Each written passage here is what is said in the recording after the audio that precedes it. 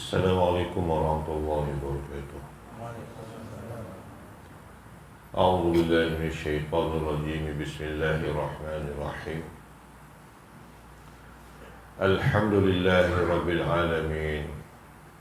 Wassalatu wassalamu ala asyrafil anbiya'i wal mursalin wa ala alihi wa sahbihi ajma'in. Subhanaka la ilma lana illa ma 'allamtana innaka antal alimul hakim. Rabbi shrah li sadri wa yassir li amri wa hlul 'uqdatam min lisani yafqahu qawli.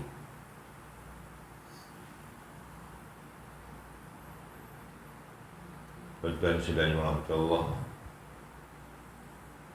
bertemu kembali kita sekian lama berputus hubungan. Saya mula berkuliah balik ke Manjung semalam, hampir 6 bulan meninggalkan Manjung. Alhamdulillah pagi ni kerana semalam ada kuliah untuk asatizah dari pagi sampai ke petang. Kemudian malamnya di 3C. Pagi ni saya berilah. Alhamdulillah dapat bersama dengan tuan-tuan untuk kita sama-sama dalam muzakarah ilmu, tazkirah ataupun kuliah subuh. Kita bersama dengan kitab. Macam ni tadi tak boleh cakap saja kitab. Kitab Tajzid Atraful Hadis. Banyak juga ustaz-ustaz yang baca kitab ni. وقال الراوي رحمه الله تعالى ونفعنا به وبعلومه في الدارين آمين. وقال رسول الله صلى الله عليه وسلم إذا أراد الله بعبد خيرا جعل غناه في نفسه وتقاه في قلبه وإذا أراد الله بعبد شرا جعل فقره بين عينيه. Rawahu Hakim an Abi Hurairah. Hadis yang ringkas, yang sangat banyak maksud dan maknanya. Satu teori yang menggambarkan diri kita, hubungan kita dengan Allah. Sabda Nabi SAW, "Idza arada Allahu bi'abdin khairan ja'ala ghinahu fi nafsihi." Apabila Allah kehendakikan seseorang hamba tu baik, maka Allah Ta'ala jadikan kaya dalam dirinya. Ghinahu fi nafsi. Dia rasa diri dia terkaya. Itu bahasa lama tu. Ghina itu kaya, maknanya tidak memerlukan orang lain dalam dirinya. Itu juga disebut dalam hadis lain yang disebutkan ghinanya 'anil nas. Bila disebut dalam doa kita dalam witir, ghina 'anil nas, jauhkan kita diri, jadikan kita ini terkaya daripada manusia. Ada ghina fi nafsi. Dalam hadis ini digunakan ibarat ataupun ungkapan berbeza sikit. Dia kata ghina fi nafsi. Dalam diri kita ni ada ketikanya kalau kita dengan Allah Ta'ala, kita faqru ila Allah. Fakir dengan ghina ini perkataan berlawanan. Al-faqru, fakir, miskin, keperluan. Asal maknanya memerlukan. Sebab tu tutup guru alim ulama karang kitab ujung kali dia sebut al-faqru ila Allah. Orang yang fakir, al-haqir ila Allah, yang berhajat kepada Tuhan, yang memerlukan sangat bantuan Allah. Maka kita, kalau kita banding diri kita dengan Allah, al-faqru ila Allah, kita berhajat pada Allah. Tapi kalau kita banding diri kita dengan manusia, kita ghina 'anil nas. Kita patut jauhkan daripada manusia. Seperti mana yang disebut oleh Al-Imam Ghazali rahimahullahu ta'ala. Apa kaitan dengan apa yang kita sebutkan? Kalau difitnahnya Imam Ghazali dalam beberapa bagai hukum, hakam dan sebagainya, hadis sebagainya, Tetapi sebenarnya Imam Ghazali dia jadi orang yang sangat hebat. Kerana dia adalah orang yang dapat memikirkan sesuatu benda yang dalam hadis, dalam Quran dan dalam hadis, dia keluarkan benda tu jadikan satu teori yang sangat berguna pada kita. Ya. Contohnya hadis yang disebut di sini, rina fi nafsi. Nabi sendiri yang sebutkan kalau Allah Ta'ala nakkan seseorang itu baik, dia jadikan diri dia rina fi nafsi. Dia terkaya dengan diri dia sendiri. Jadi berarti dalam diri kita ni kena ada rina, terkaya. Kenapa kena perlu ada benda tu? Kerana sebab tu Imam Ghazali sebutkan dalam kitab Minhajul Abidin, aqabah, halangan-halangan untuk kita sampai kepada Allah Ta'ala ni banyak. Tuan-tuan nak sampai ke Tuhan, kalau tuan-tuan tengok dalam Minhajul Abidin, sekarang diterjemah dengan Rumi, diterjemah dengan Jawi, banyaklah. Boleh rujuk sana, tengok step-step yang disebut oleh Imam Ghazali sebagai manhaj ataupun sebagai teori yang disebutkan di sana. Manusia ni dia nak sampai kepada Tuhan tu, dia ada aqabah, dia ada bonggolan, dia ada bukit-bukit yang dia kena lalui. Yang pertama ilmu. Ilmu punca dia untuk sampai kepada Tuhan. Sebab tu ilmu jadi susah, tuan-tuan. Nak belajar ilmu ni susah, jadi malas, jadi penyegan. Sebab dia adalah satu-satunya sumber untuk dapat sampai kepada Tuhan. Maka syaitan dia tak suka kita mengaji. Kita jadi rasa dia terlepas. Dah tu mengaji dah Ustaz, kami memang mengaji sungguh tapi tak faham-faham. Untuk memaham ilmu pun satu juga. Sebab tu dia satu bonggolan. Di mana yang dalam hadis lain disebutkan, wa may yuridillahu bihi khairan yufaqihu fid din. Siapa yang Tuhan nak baik, nak sampai hubungan dengan Allah tu maksudnya. Yufaqihu fid din, kena faham agama. Kerana dengan tak faham agamanya, banyak benda kita tersekat nak sampai kepada redha Tuhan. Benda yang sepatut dapat pahala, kita tak dapat pahala. Sepatut kita dah boleh raih ke sunat, kita tak dapat sunatnya. Itu yang sunat, tak masuk rukun. Yang sepatut kita sah sembahyang, oleh kerana ilmu tak ada, jadi tak sah sembahyang. Itu satu halangannya. Halangannya juga untuk memaham. Mengaji dah, rajin dah, kuliah pergi dah, tapi tak faham. Kena ada kesungguhan, mujahadah, kerajinan, kena menghafaz, itu dah tentulah. Kena mengingat fakta, banyak bidang yang berkaitan. Maka itu sangat-sangat, kita kata, halangan yang nak pergi kepada Tuhan. Kemudian dia dah khawatir, selain daripada ilmu, banyak lagi lah, boleh rujuk sana. Kemudian dia dah khawatir lintasan-lintasan, gangguan-gangguan. Antara gangguan kita, syaitan, nafsu, dunia tu sendiri, anak bini, anas, manusia. Kita dengan manusia ni tak boleh pisah. Kita dengan anak, dengan isteri, ada je masalah. Tak boleh duduk dekat pun kadang tak boleh, duduk jauh pun tak boleh.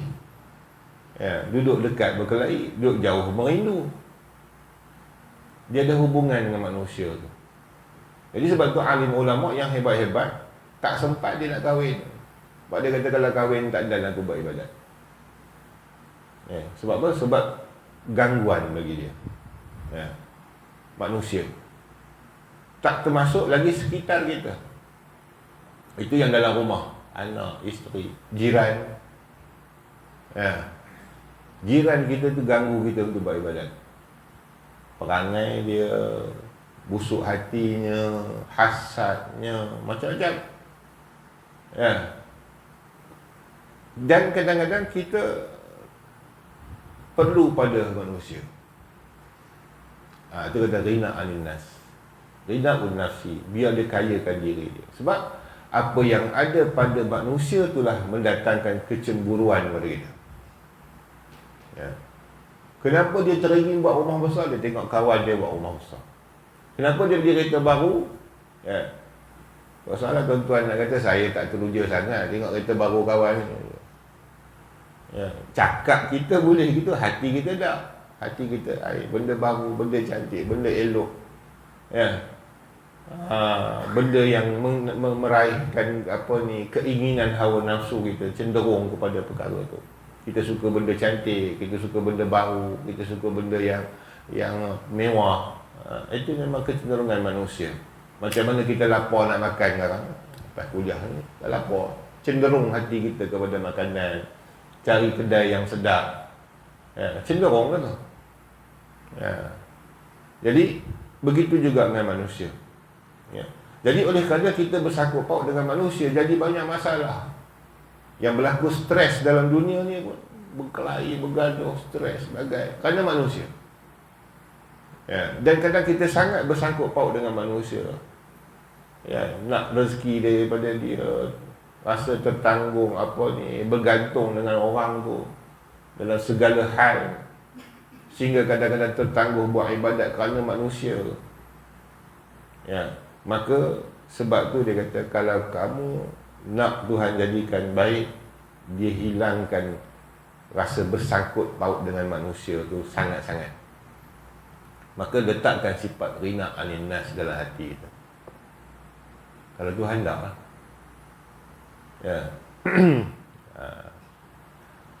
Wa tuqahu fi qalbi. Wa tuqahu fil qalbi. Diletakkan takwa, ditakutkan, dijadikan hati kita takut. Ini yang susah. Ini kata hidayat pemberian Allah. Takut tu dicampakkan dalam hati kita, fi qalbi. Ni masalahnya tak dicampakkan takut tu dalam hati. Hati tak pernah rasa takut. Tak ada peningkatan ketakwaan atas diri, kesedaran. Kenapa tak dicampakkan takwa tu dalam hati? Hati tu keras, hati tu beku, hati tak pernah ada kontak dengan akal. Hati yang kotor, dia tak akan kontak dengan akal. Akal boleh berfikir dengan cerna, dengan baik, dan dia kena ada hati yang murni, hati yang bersih, suci.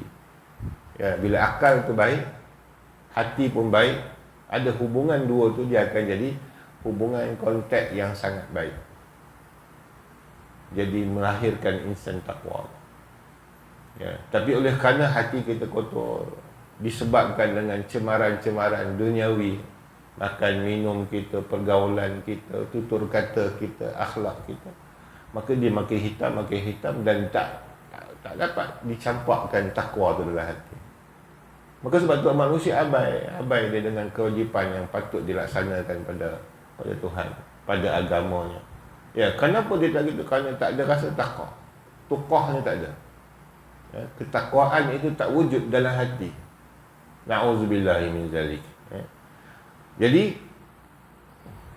renung kita, minta kita pada Allah supaya apa yang dikatakan oleh Nabi SAW ini Allah Ta'ala campakkan dalam hati kita. Rina alinas, rina ufid nafsi.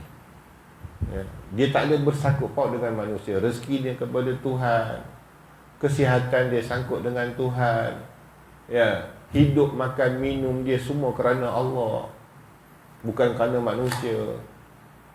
Pijak kaki di atas muka bumi ni, berjalan ke sana sini kerana Allah. Tak ada sangkut paut dengan kemanusiaan. Untuk dia dapatkan jalan sampai kepada Allah. Itu yang disebut dalam hati kita. Wa idza aradallahu bi'abdin syarran. Tapi sebaliknya, kalau Allah Ta'ala nakkan pada hamba itu jahat, ja'ala faqrahu baina ainaihi. Nampak? Satu punca je Tuhan bagi. Maka Allah Ta'ala jadikan atas matanya, pandangan matanya, di hadapannya, baina ainaihi, di mata dia, apa dia? Faqru, berhajat pada sesuatu. Teringin. Tengok orang tu lebih tak boleh, tengok orang naik pangkat tak boleh, tengok kau tu naik jadi imam tak boleh. Ada je yang menyakitkan hati kita. Sikit perkongsian. Kawan saya baru bagi mesej malam, Ustaz, tolong jawab. ada anak luar nikah jadi imam sah ke, boleh ke tidak, kata dia. Itu syarat dia macam mana? Saya kata, kalau ada pilihan sebenarnya dalam bab fiqh ni kena faham betul. Kita jangan merambang pukul rata. Ada pilihan, 2 orang imam akan dilantik. Saya pemilihnya. Saya akan pilih dua-dua yang boleh dalam hukum fiqh pertama, kemudian dua-dua boleh dalam hukum tajwid dan akhlak peribadi. Dua-dua sama, tak ada lebih kurang. Maka saya tak boleh buang seorang. Jadi saya kena buat pilihan, dia ni keturunan mana, dia ni keturunan mana. Keturunan tu yang membezakan dia. Ilmu, akhlak, peribadi, kebolehan sama. Maka barulah saya pilih yang anak luar nikah ni tak layak lah. Tapi kalau dah kampung tu semuanya kayu, lampu kayu, baca Fatihah pun tak betul. Akhlak pun tak ada baik mana. Yang ada anak luar nikah ni Fatihahnya cantik, ilmunya ada, dia kata pandai bagi mandi mayat apa bagai. Bagi dia. Kita bukan buat pilihan. Dah tak ada orang. Kebetulan kawan saya, dia yang imam, dia tak ada wuduk, dia pun tak ada orang nak cepat dah kamat. Dia kata kamu naik lah. Dia pun tak perasan. Habis sembahyang tu orang kampung bising. Ini masyarakat yang tak faham hukum fiqh. Pemilihan dia yang berlaku, kalau berlaku pemilihan antara 2 orang, mana nak pilih? Pilih yang terbaik lah, dari segi keturunan dia, rupa paras dia, suara dia. Tapi kalau dah sama-sama, baik itulah. Kalau yang lain semuanya tak reti tenging, dia layak naik, walaupun dia bukan keturunan baik. Salah tu salah mak bapak dia, bukan dia. Ini masyarakat yang masih tak faham dalam masalah pemilihan imam. Dia duk kira tu juga lagi. Baik. Dia tengok pada keadaan perebutan. Ini bukan perebutan, ini keterpaksaan, dah tak ada orang. Naik ke siapa pun sah, tidak ada, makruh pun tidak. Tak boleh nak hukum makruh pun sebab dia naik. Ataupun berlaku antara 2 imam, seorang ni dia dah kahwin, yang ni belum lagi bujang. Bagi yang kahwin tu, bujang tak boleh. Bukan tak boleh langsung. Ada yang sampai orang hukum tak boleh langsung sebab dia bujang. Tidak, kalau pemilihan antara 2 imam, dua-dua sama-sama taraf, pilih yang kahwin lah. Bujang tu tak terpilih. Kalau berlaku. Kalau tak berlaku pemilihan, siapa pun boleh naik. Dia pula pandai, walaupun bujang. Baca Fatihahnya betul. Yang lain bacanya kokak. Bagi dia lah. Itu masyarakat adanya hati tu. Datang ke masjid, datang ke surau, tapi hati tu tak tenang. Dia tidak ada sifat rina inas. Maka dia tak faqru ila faqru baina ainaihi. Dia ada satu hajat. Tengok orang senang tak boleh, tengok orang mudah tak boleh. Tengok kata orang lagi sakit hati. Dan berhajat pada dunia ni terlampau terliur. Itu al-faqru baina ainai. Tak boleh langsung lekangkan dunia tu daripada hati. Lah dia mencari, maka dia tak ada sempat untuk jalan kepada Allah. Sebab dunia menghalang hati manusia untuk sampai pada Tuhan. Siapa cintakan dunia, dia tak dapat cintakan Allah. Cinta Allah dia lagi ikhlas. Kalau kata cinta dengan isteri, isteri cinta suami, tak boleh langsung ada kecurangan. Pantang sebut nama janda pun tak boleh, mengamuk dia. Apatah lagi dengan Allah, la tusyriku bihi syai'a, jangan buat syirik sikit pun dengan Tuhan. Maka segala yang dipersembahkan pada Allah itu ikhlas. Dia dahulu daripada segala-galanya. Hadis banyak di sini yang saya petik ni berkaitan dengan permulaan dia khairan. Wa qala Rasulullah SAW, idza aradallahu bi'abdin khairan faqahu fid din wa zahadahu fid din fid dunya wa bassarahu uyubah. Banyak hadis berkaitan ni yang disebut dalam kitab Al-Bukhari, Ibnu Abi Jamrah Al-Bukhari, Kata man yuridu billahi khairan yufaqihu fid din yang saya sebutkan tadi. Ya. Innamal ilmu bitta'allumi. Banyak. Tapi asas yang nak disebutkan walaupun lafaz berbeza, idza aradallahu bi'abdin khairan faqahu fid din.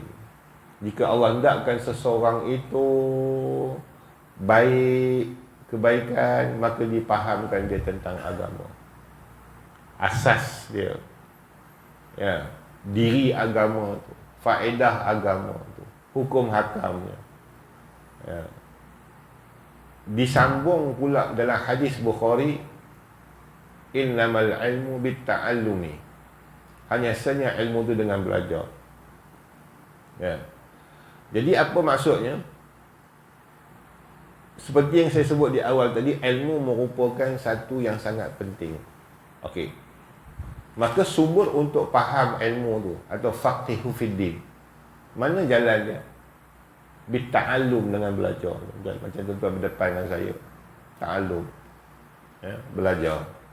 Dia tak boleh dengan ilham.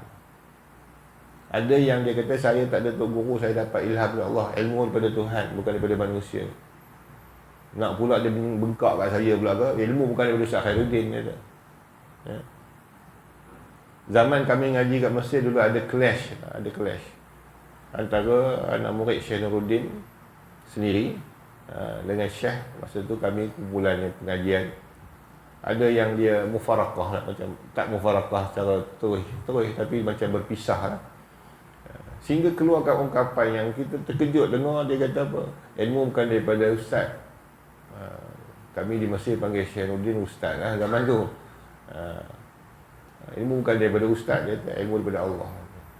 Syekh Nuruddin kata, ya, ilmu bukan daripada saya, daripada Allah, tapi melalui saya. Syekh Nuruddin antara guru yang sangat menekankan adab, akhlak, jangan berlawan dengan guru atau sebagainya, jangan clash dengan guru. Jadi dia terang-terang clash dengan guru. Jadi dia rasa bersalah pun kan? Jadi nak lepaskan diri daripada kesalahan, maka dia kata ilmu tu bukan daripada syekh, bukan daripada guru, ilmu tu daripada Allah. Ini adalah ungkapan-ungkapan biadab yang tak sepatutnya keluar. Tu segi adab dengan guru. Ya. Keduanya daripada menyalahi sunnah Nabi. Sunnah Nabi tu kamu ikut tak? Ya, guru pada Nabi SAW, Jibril AS. Ya, guru betul yang mana mengajar Quran itu macam seolah lidah dengan lidah. Itu kata talaqi. Talaqi musyafahah, maknanya Jibril mengajar Nabi baca Quran itu dalam keadaan berdepan, berguru. Nabi sendiri yang mempunyai wahyu, dilantik. Gurunya adalah Jibril, bukan mencampak dalam hati dia. Yang campak dalam hati dia cerita lain. Itu ilmu ilham, laduni, wahyu. Yang berdepan talaqi juga. Ya, maka Nabi juga menyampaikan ilmu pada sahabat. Macam tuan-tuan duduk dengan saya, berdepan talaqi. Tak ada pula masing-masing duduk di rumah. Ya, ilmu tu datang sendiri, terjun dalam diri, tak mahu. Ya, itu syarat pada ilmu. Maka lahirlah orang-orang yang dia memaham Quran sendiri, memaham hadis sendiri, konon dapat ilham daripada Allah, sedangkan yang mengilhamkan ialah syaitan. Perosak agama ni tuan-tuan, yang merosakkan agama dengan buat maksiat, kita nampak maksiat dia, kita nampak salah, haram, berdosanya. Tapi yang buat rosak dalam agama ni yang kita bimbang. Lilit serban macam saya juga, pakai jubah macam saya juga. Zaman sekarang bubuh syal pula atas bau. Oh, lagi nampak warak. Bubuh pula tasbih pula satu. Tak semestinya benar. Ya, itu pentingnya ilmu ni. Sebab jalan untuk merosakkan manusia bukan satu jalan. Bukan kita kata tempat maksiat, bukan kelab malam saja, bukan tempat pelacur saja. Ya, itu dah nampak rosak. Bahkan jalan agama ni pun adalah jalan yang dirosakkan oleh syaitan. Kalau tak berhati-hati, tak prihatin, tak mengambil panduan ulama, maka kita akan hanyut. Walaupun kita berpenat dalam buat ibadat, hancur habis. Ya, itu ilmu. Kena belajar. Ya, apa pun. Saya tengok jadual kuliah, alhamdulillah ramai ustaz fiqh ada, tauhid ada. Ya. Tunggu apa lagi? Mengaji. Ya, tak payah nak cari tok guru yang hebat-hebat.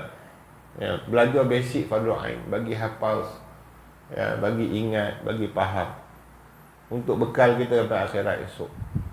Ya, ni tak kita tunggu yang mana turun hebat, yang ulama besar-besar. Ya, ulama besar ni dia tausiah je, dia sempat tausiah, dia tak sempat nak bagi ilmu banyak kita. Yang akan bagi ilmu banyak kita adalah guru yang duduk dekat kampungnya.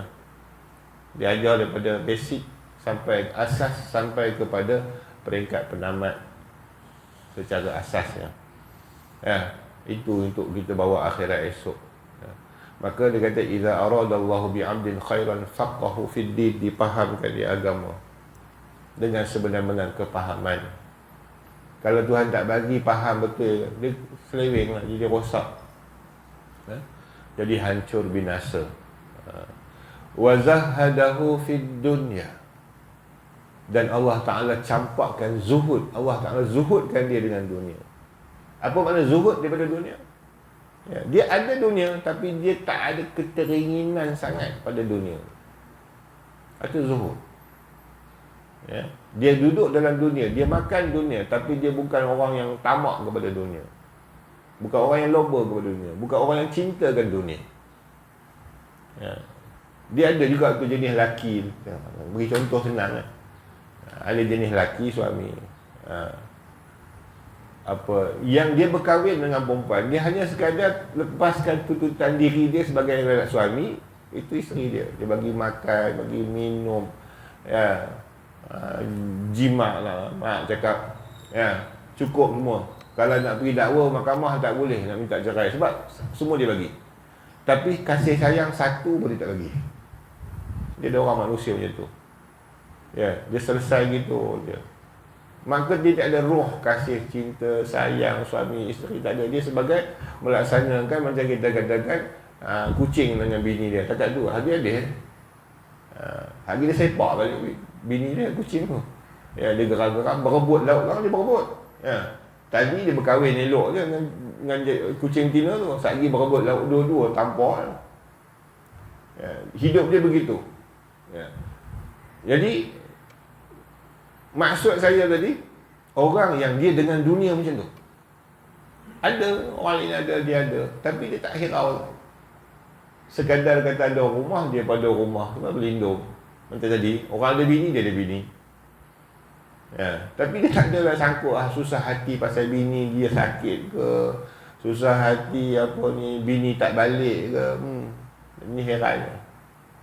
Ya, begitu juga rumah dia nak sengit ke tak sengit ke. Jadi ada rumah ada kenderaan, orang ada kenderaan, dia ada kenderaan. Ya, hilang pun tak rasa apa, ada pun tak ada rasa apa.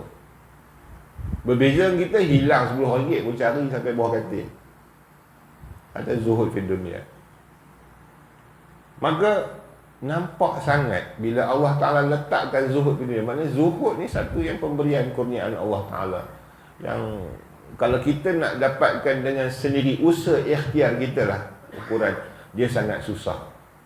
Itu yang disebut dalam Minhajul Abidin. Kena mujahadah kuat, kena lupakan dunia, tinggalkan manfaat apa dunia tu. Ya, makan masa untuk kita hilangkan kasih pada dunia. Macam orang bercerai dengan isteri, isteri lari ikut jantan lain. Nak hilang kasih itu susah juga tuan, jangan main. Ya, teringat juga duk marah-marah, teringat juga. Macam itulah dunia yang kita kasih nak ditinggalkan. Oh, bukan senang, penuh mujahadah.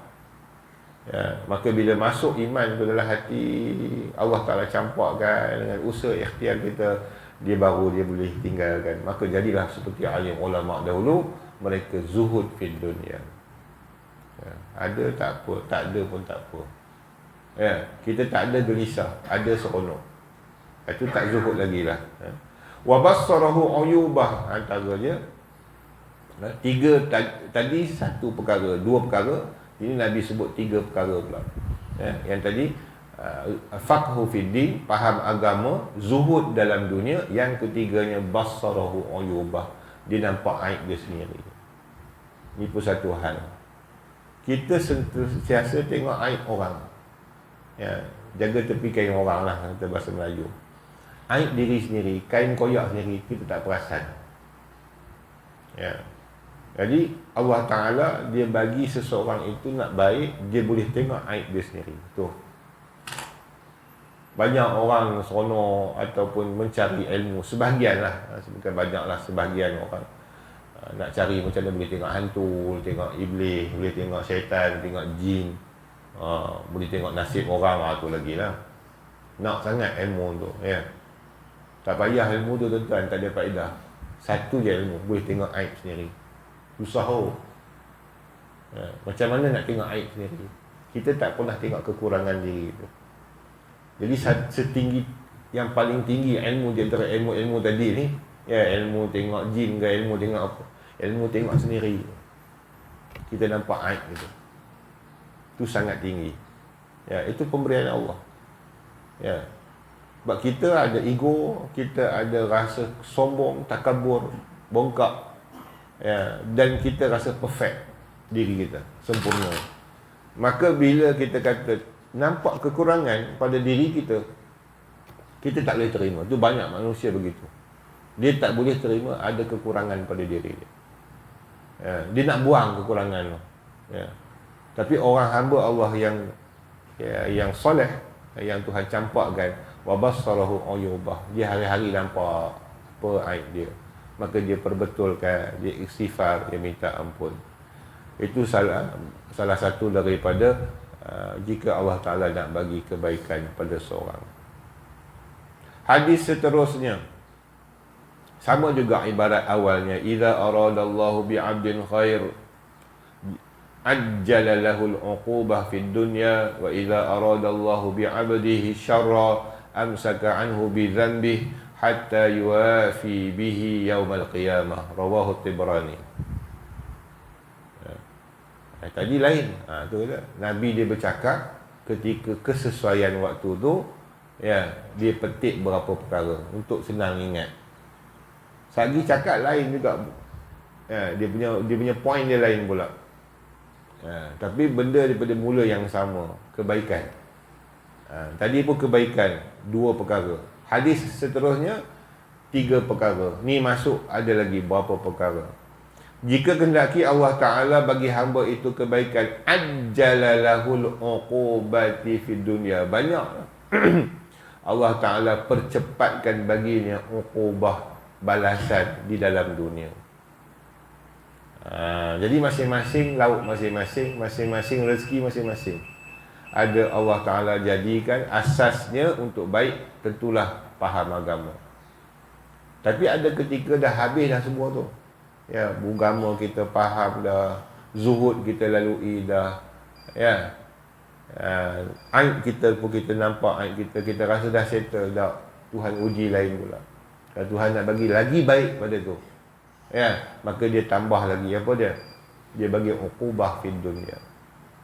Maka untuk menyedarkan diri kita, tuan-tuan, jika berlakulah uqubah, balasan Allah dalam dunia ni, redha, terima, kerana itu balasan kebaikan dia nak dapat perolehi selepas dapat uqubah. Ya, selepas dapat balasan Allah itu ada kebaikan. Selepas sakit tu ada kebaikan. Ya, sebenarnya. Kerana dalam sakit tu kita redha. Setelah selesai sakit, kita akan bersyukur. Kalau mati dia dah habis dosa dia pergi dengan sakit tadi. Itu satu-satunya yang tak boleh kita nafikan. Ya.